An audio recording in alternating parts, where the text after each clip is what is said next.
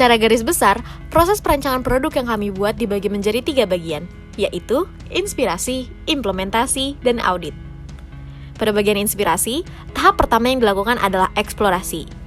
Di bagian ini kami melakukan pencarian mengenai masalah yang ada di sekitar kita. Pada kasus ini kami menemukan masalah banjir yang masih belum menemukan solusi efektif. Dari masalah tersebut, kemudian kami melakukan observasi, khususnya pada sistem deteksi dini banjir yang sudah ada. Kemudian dari sistem yang sudah ada tersebut, kami analisa kekurangannya dan kami cari ide modifikasinya. Berdasarkan ide modifikasi tersebut, kemudian dicari dasar-dasar ilmiah yang akan digunakan. Proses ini dinamakan studi literatur, dan data yang dikumpulkan pada proses ini terbatas pada data sekunder. Setelah dasar-dasar ilmiahnya didapat, akan dilakukan proses modeling. Pada proses ini akan dirancang desain hardware dan software dari sistem. Terakhir, setelah proses modeling, perlu dilakukan standarisasi. Pada proses ini akan diuji mengenai model yang dibuat apakah dapat direalisasi pada lingkungan aktual atau tidak. Secara garis besar, sistem kami terdiri dari 3 bagian, yaitu plant, station, dan cloud server. Plant merupakan bagian yang disimpan di pinggir sungai. Fungsi dari plant adalah membaca parameter debit dan ketinggian air dari sungai. Kemudian, data-data sensor yang diperoleh dikirimkan kepada station. Station merupakan bagian yang disimpan di tempat yang relatif aman. Fungsi dari station adalah untuk mengumpulkan data dari plant, data yang diterima dari plant, kemudian oleh station akan dikirimkan ke cloud server melalui jaringan internet. Cloud server merupakan sistem yang berfungsi sebagai pusat perhitungan dan pengambilan keputusan. Ketika cloud server memprediksi akan terjadinya banjir pada suatu daerah, cloud server akan mengambil data jalur evakuasi dan data-data lainnya dari database dan mengirimkannya kepada warga melalui platform WhatsApp. Diharapkan, warga akan sempat mengungsi sebelum banjir datang.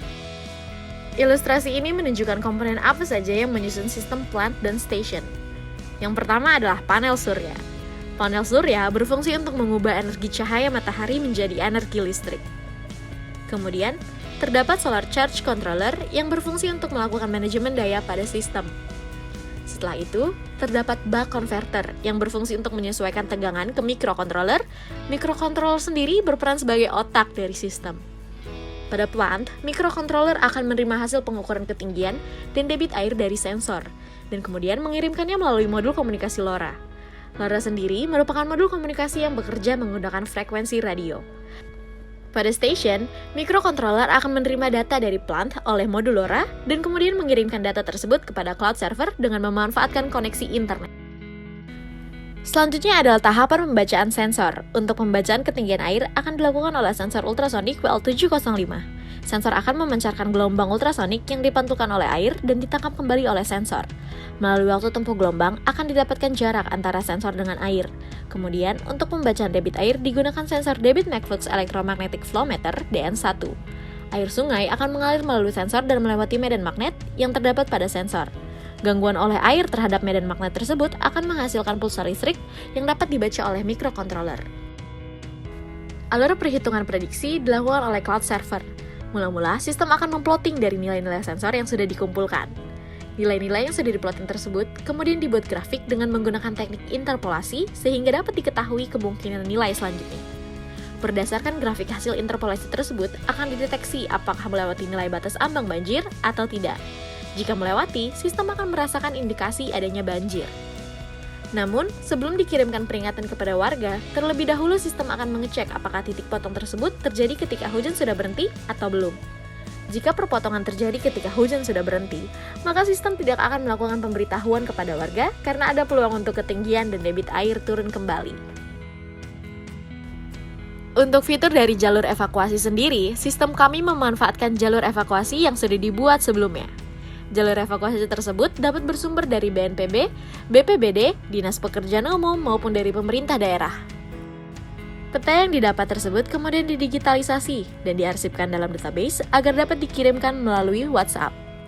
Berdasarkan data, penggunaan WhatsApp yang sangat tinggi dan permasalahan banjir yang masih belum menemukan titik terang di Indonesia dapat dianalisa bahwa sistem yang kami ajukan relevan dengan keadaan saat ini.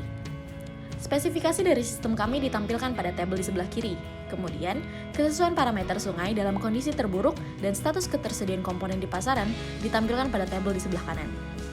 Berdasarkan nilai spesifikasi yang memenuhi keadaan aktual dan komponen yang diperlukan tersedia di pasaran, sistem ini dapat diimplementasikan secara real. Potensi manfaat dari sistem kami adalah pertama, menambah jendela waktu untuk tindakan represif, kedua, mengefektifkan pemberitahuan potensi bencana banjir, dan yang ketiga, membuat sistem deteksi dini banjir dengan biaya operasional serendah mungkin. Berdasarkan ketiga poin tersebut, kami harap masyarakat, terutama yang bertempat tinggal di daerah yang selalu terkena bencana banjir tiap tahunnya, dapat meningkatkan kualitas hidupnya.